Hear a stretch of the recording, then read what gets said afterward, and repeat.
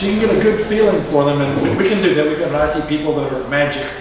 So, and again, if you subscribe to the Beacon, anytime anyone posts anything, whether it's these interviews or the interview form written, then you'll get an email. Say, oh, by the way, so-and-so posted there or something out there. So, as I'm listening to this, I think that'd be great.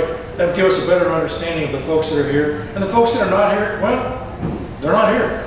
You know, I know a couple of them had out-of-town travel plans. I'm not faulting them, but it would be very helpful to have this. I think this would be wonderful.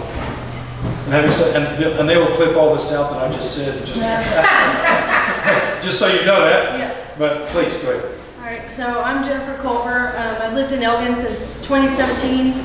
My husband and I, long story. We were in the Navy, and I got a job offer here, so I moved from Alabama, where I was stationed, over to Round Rock for a job. But I'm originally from Texas. I grew up in a really small town in Liberty County. But yeah, we moved out here to get away from the big city, and it just followed us here. So that's fun.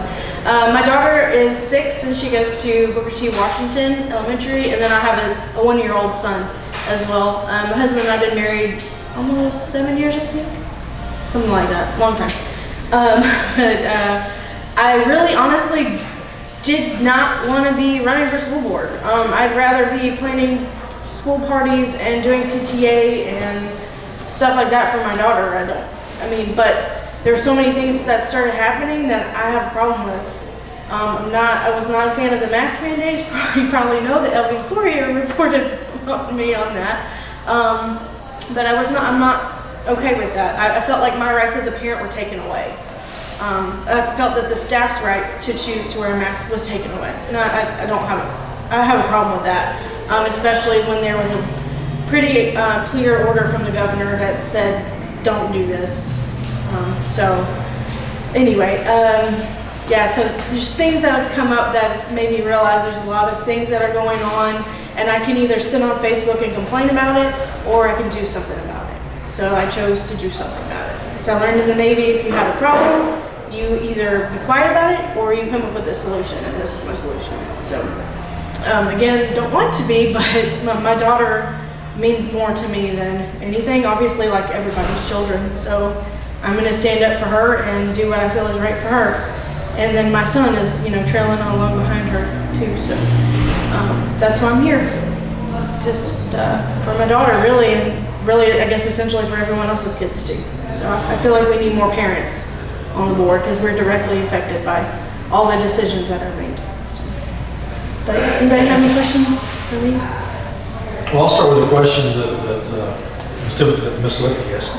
How long have you been here? And then I'll ask mine, which is what, in your term, if you were to win, then what's one item that you would like to focus on? Okay. So I've been here for 5 years. 2017 we moved here.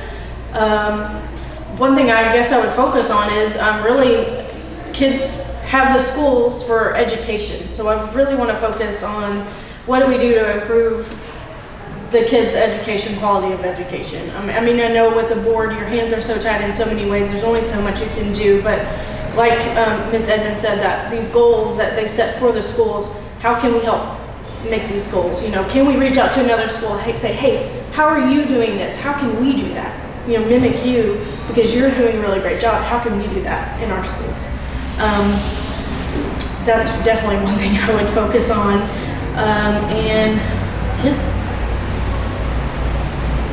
Oh, and also another thing, I think it might have been you, Mr. Moss, brought up more involvement with the superintendent and the board in the kids' activities and things, being at the football games, at the Purple Diamonds competitions, powerlifting competitions, things like that. The kids need to know who's on the board representing them. Anybody else? Did you already answer my question? No. So what are you looking for in directing your superintendent? Directing the superintendent, well, I guess I kind of answered that, but being really focused on education. Kids are there to go to school to get what I think they deserve, a world-class education. They deserve, as much as we can give them, and really focusing on that. And like I said, also is reaching out to other schools and saying, hey, what are you doing to make your, you know, kids or your school so great. Just things like that. Anybody else got anything? Okay. Thank you, Jennifer. Thank you. Who is next?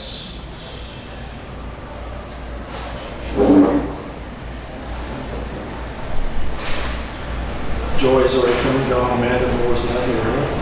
I saw Chuck, but I